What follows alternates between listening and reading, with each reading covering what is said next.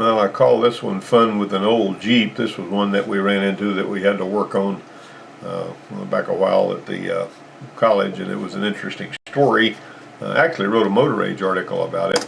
But Jeeps have always had appeal. You know, I've actually seen some movies that were made in Russia and Ukraine and places like that. And a lot of times you'll see those guys driving American Jeeps over there, which has always been kind of interesting. Of course, in Russia, if you see them driving a vehicle, it won't even have a license plate on it. I guess that's some kind of a law they have against having license plates on vehicles in movies or something. But some of the old-timers like to tell you that the Jeep won World War II. It was made by the Bantam Car Company, and the quartermasters at Ford, you know, took the plans for the thing, and the quartermasters in the Army gave the plans to Ford and other, so that everybody could build it, and also Bantam Car Company, which came up with the design, really didn't get the credit that they should have for the thing. Correct me if I'm wrong about that, but that's what I read about that. Well, in 1983, I traded the 318 Dodge engine that I had to my cousin Billy Joe, because my great uncle had a Dodge truck that had about 350,000 miles on it. It was a '73 model, and he wanted that engine, so I traded him the engine for this old Jeep that he had sitting under his shelter up there, and it's been sitting there, and he knew he probably was never going to do anything with it. And I had some time at the time, and it hadn't run in a long time.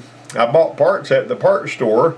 I got a parts store over in the big town 30 miles up the road. I called the parts store and I said, hey, you got the parts to rebuild the engine on a 47 Willis Jeep. They had rings, they had bearings, they had that rope rear main seal, gaskets, everything I needed to rebuild that engine.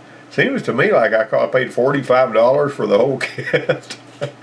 And pulling it apart, it was very interesting because that engine is seriously under square, and what I mean by that is it's got little pistons and long rods, which is just totally astonishing. If you look at that, you're just not used to seeing that. Now, I will tell you that the thing didn't have a whole lot of speed to it, but it had a lot of power and a lot of oomph, and it burned a lot of gas. That was my experience with it whenever I got it running. So I got it all put back together. The engine was a little tight, and it had a rope seal for a rear main, which means it was kind of stiff until it spun a little bit. So I hooked it to the trailer ball on my dad's 66 C20 Chevy pickup, and found a forward gear and dropped it into and dragged it across a pasture. There was no knobs on the shifters. They were just sticking up there, you know. And I wasn't sure what was, you know, I knew what was forward gear by rocking it, but I didn't realize it was in four-wheel drive. And when it started up, it was in four-wheel drive, and it pushed me all over the place before I managed to get it choked down. But after that, I could start it with a key. And boy, did I have a whale of a good time driving that thing. Me and my daughter, she said she Hold on tight! Woo! This is fun! Faster, Daddy! She said she wanted her first vehicle to be a Jeep. Well, she got a Jeep not long ago that was a hybrid and had a lot of trouble with it. And she had so much trouble with that hybrid Jeep that they basically gave her full trade-in and got her a different Jeep at the dealership. That's a different story. Well, this one here, Chris came to me about his '84 CJ that he had. This was an old bomb that him and his brother would go across the pasture on, and his brother had a Jeep similar to it. And it hadn't run right since he washed the engine. Well, you know what you're thinking there. How many of us have seen that where somebody washed the engine and after that it didn't run right? And you know, and he said he couldn't rev the engine above 2,500, whether it was loaded or not, without it sputtering and popping and cutting up. And he'd done everything he could to dry everything out, but the problem remained. Now, what I used to do whenever I found a wet distributor cap or something, I just sprayed WD-40 all over the thing and put it back together, and that WD-40 displaced the water displacement for you, and then you could just drive away on it and all that. That was something I learned way back in the 70s. I started the Jeep when he brought it in, and we raised the RPM up to 2,500 sitting in the service bay. And it had an aftermarket tachometer clamped around the steering wheel, and when the engine started misfiring, the tach would bounce towards 0 and then back up to 2,500. Now, a downward bouncing tachometer I had discovered on older ignition system typically means you have a primary ignition fault. That's the part of it that tells the coil to fire. And an upward bouncing tach pointed to secondary ignition faults. the problem almost sounded like a rev limiter strategy the way it was doing on a fuel injected vehicle. You know how when you bury the bone on one of them, it goes boom, boom, boom, boom, you know, all that. Well, knowing how easy it is to drift off track, I kept reminding myself the problem had manifested itself after the engine compartment was doused with spray. He had washed the engine, and that was when this problem happened. So I said, you know, you keep going back to that because he wasn't having the problem before, but he started having the problem after. Keep that in mind because it's important. The way Jeeps were in '84, there were emission standards started to kick in. So the American Motors pieced together a feedback fuel system for the Jeep 4.2 liter platform that included a microprocessor control unit and an oxygen sensor, one wire oxygen sensor. It got its ground before you screwed it into the exhaust, and it would create its own voltage. And but in the carburetor was kind of interesting in and of itself because, well, I'll go there in a minute. Notice how easy it is to read the VECI decal and engine schematic. Isn't this really just the simplest thing you've ever seen? However, back in the 80s, this was the order of things. And somebody that didn't know what these symbols meant and didn't know how to read these things, this would just mess you up something terrible. But anyway, excuse me, this was the way it was all hooked. This is the wiring. There's your oxygen sensor, and you know, and then you've got your little this fuel management and all that, starter solenoid, blah blah, and all that sort. So there's your computer, the way that it's hooked up. You know, it didn't have all that many pins and everything, but it had that. It had a 60-pin connector, but it didn't have 60 pins in there. So you can study that for a little while if you want to. I made that nice and clear. But here's the carburetor thing I was talking about. Okay, so basically this is a Carter carburetor, and it's fitted with a special stepper motor on the back, and you could look down in that carburetor, and when you were doing the adjustments on the thing with it idling, you could look down in there and you could see this little pintle that was tapered, and whenever I would get it adjusted so that that pintle was moving back and forth really smoothly inside that little port where you could see it, and I'm talking about not here, but if you had the choke would be wide open, and you could see the pedal that this thing was driving. And whenever I got it adjusted and set up so that that thing was switching in and out, following that oxygen sensor, it was an air bleed is what it was, because Carter had, you know, didn't have like the General Motors computer command control had a solenoid with a metering rod going down in the jet. This one here basically would let air in and out of there, and you know, Ford had a carburetor that would, you know, similar to this, it would do that too. But anyway, it meters an air bleed. That's the whole point. And there's your you know, stepper motor. Stepper motor basically can move. It's kind of like your idle speed control in some vehicles. They got a stepper motor that can move the thing wherever it wants to, and at any speed it wants to, and stop it anywhere it wants to. And that's the way this was set up. Well, this had been if this had been an intermittent problem, we would have connected the scope before we did anything else. But because it always dumped half the horsepower and torque at 2,500 RPM, we decided we're going to do some pre-scope exploring. Let's just see what we can see. Well, we pull the distributor cap off there, and we would expect to see water in there like this. See, that's what a wet distributor cap looks like, and it will cut up and all that. And this is what a not wet one looks like. And this one that we've pulled off of here was not wet. Now, I will tell you something that's kind of funny. When I was trying to plant bugs, when I first started going over there to teach, I would say, well, I'll teach these guys to look for a wet distributor cap. I mentioned this before, but it's funny. I had a 91 Chevy S10 that had, you know, it actually had been in a flood or something, and it was donated to the automotive department way back in the early 90s. But it started and ran, had a V6 in it, and I pulled the distributor cap off and sprayed water all up in there. Just sprayed clear water all up into this cap. Put it back on, fired it up, it ran like brand new. I fixed all these vehicles and can't even break one. And I also took all the plugs out of a 97 Oldsmobile and bent the gap shut and put it back in, and it ran, cranked and ran, but it didn't run good, but it cranked and ran. And if you dip the plugs in oil, it will keep it from starting. But anyway, there was other things I did. One time I crossed the spark plug wires on a 97 Mercury Sable I had, going to make a cross spark plug wire misfire for them, and because of the wires I crossed, and I was by myself there in the shop that morning, I crossed a couple of plug wires to get preparing this thing, and I had it, about raised up about, 2 feet high on the lift, so you didn't have to bend over to work on it. And when I spun it over and it kicked back, it busted the starter, and the starter wound up hanging by the wires.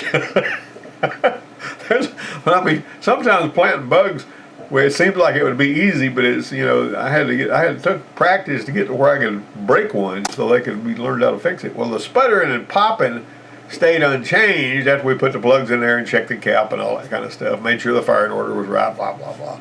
And it was time to move on to the next level, so we put the scope on it. So we had a good scope pattern there. The scope didn't look exactly like this, but you get the point. At 2,500 RPM, we literally lost every other cylinder in the firing order starting with number 5. It was dropping half the cylinders. I mean, like every other one.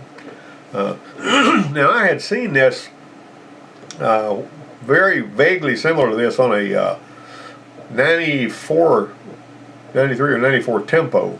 Whenever they did away with the Signature PIP and put a cam sensor in there on that particular engine, and there was the body shop had replaced the distributor in one. They put a 92 distributor in a 94 Tempo, and whenever you give a little gas, it dropped cylinder number 3. And what I discovered was the distributor on the 92 distributor had one of the narrower vanes inside, because that's how it determined which cylinder was where. But when they put the cam sensor on it, the little PIP vane cup, all of the vanes on the vane cup were exactly the same size.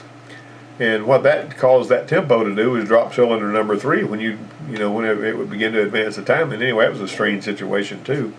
A lot of times you can't figure out sometimes, what in the world? It seems like it would be really easy, Clamping this, we clamped the timing light around each wire with the trigger pulled. I like doing that because you can tell if there's something going through that wire.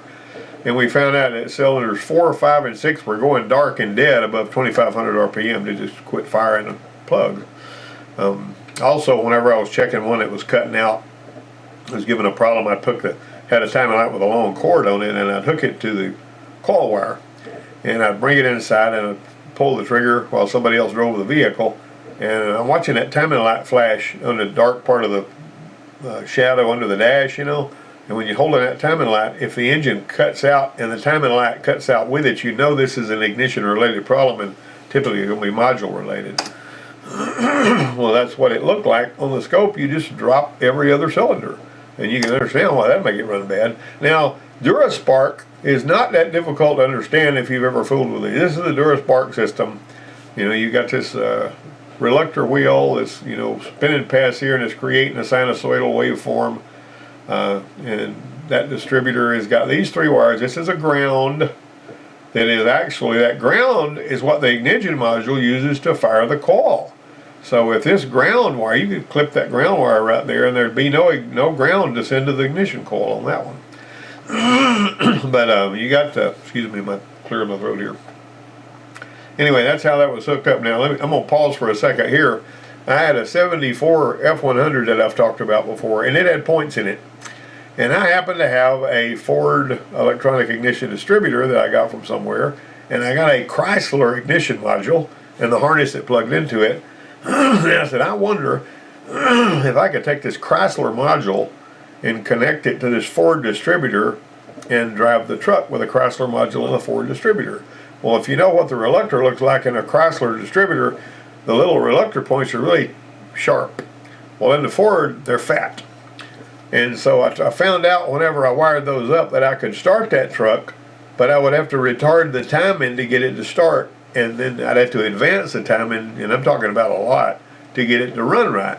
And I drove it around some, but having to get out and retard the timing every time I started the truck was a deal breaker for me. But I did find out that if you were in some kind of a bind, you could wire up a Chrysler ignition module to a Ford distributor, and it will run. It just, because of the difference in the waveform, the Chrysler module was confused by the waveform coming from the Ford distributor. Anyway, but what we did on this Jeep, this was the same ignition system, but it had this MCU in between there. So you had your timing output, and then your distributor was putting going in, and the timing output of the ignition module was controlled by the MCU. So you had your microprocessor control unit controlling the ignition timing and actually tell the ignition coil to fire. Well, you still had this ground wire, which I didn't paint it black, but you know what I'm saying. It still used the same ground wire to fire the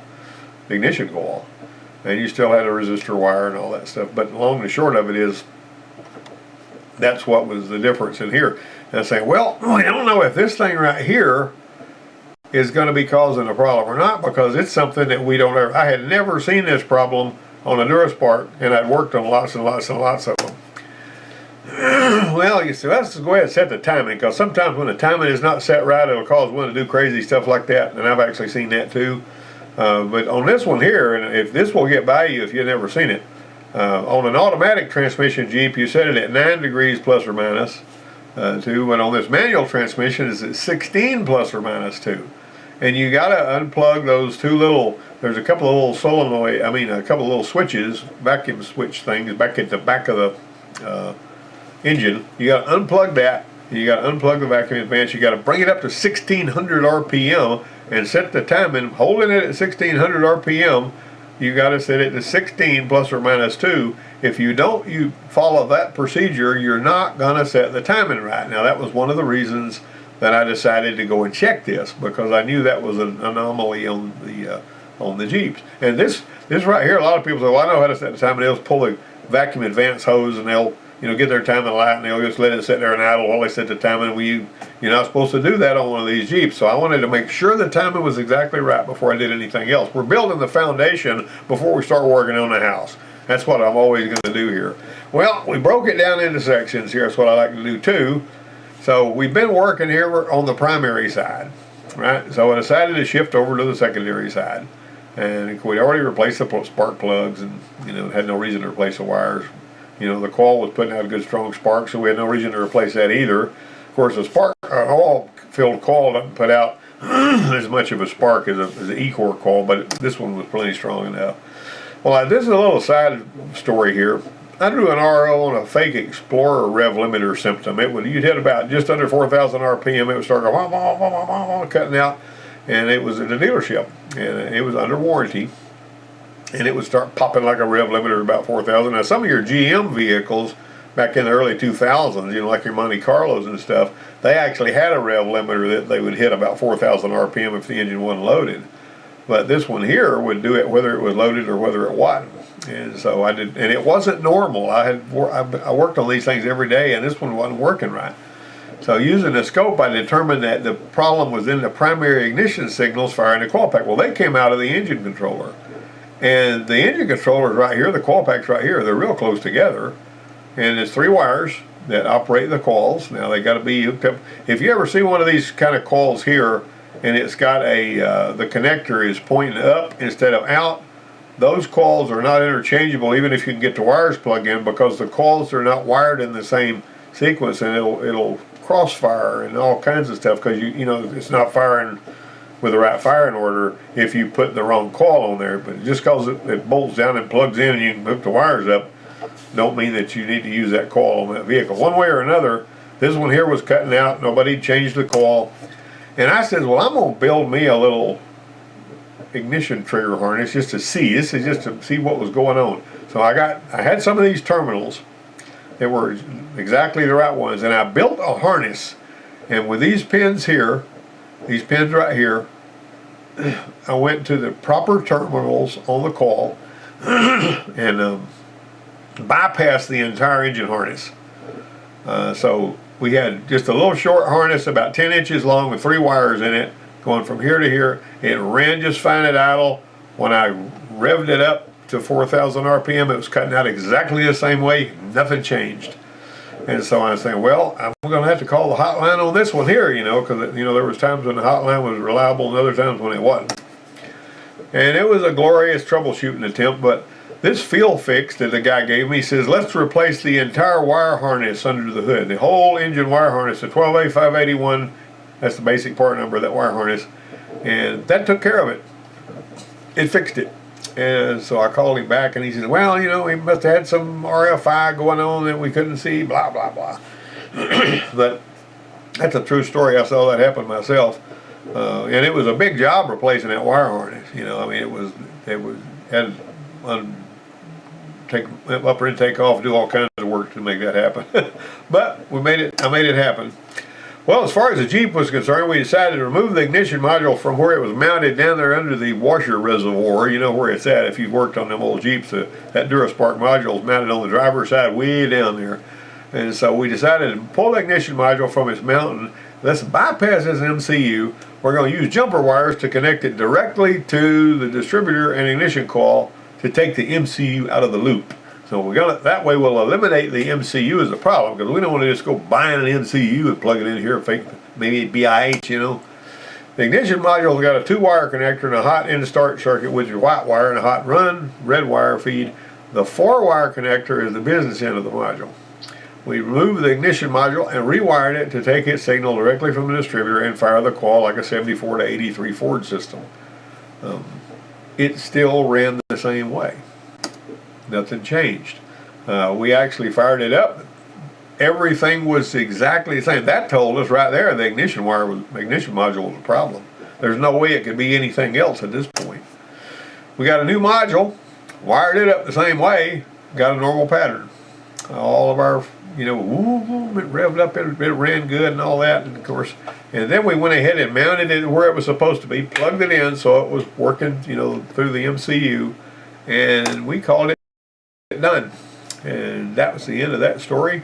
I thought it was kind of humorous, you know. Last time I published a video, I had a little cartoonish picture of a guy carrying a wrench through the shop, and some guy that says that he loved my channel said he was not going to watch any more of my videos because I put that AI thumbnail for the video. I thought, whatever, you know, if you really like the channel, one cartoon thumbnail is not going to bother you a whole lot. Anyway, in closing, I just appreciate you guys watching, and maybe you got something out of this. This was fun with an old Jeep, and we've been here just under 23 minutes, and I'll talk to you guys next week.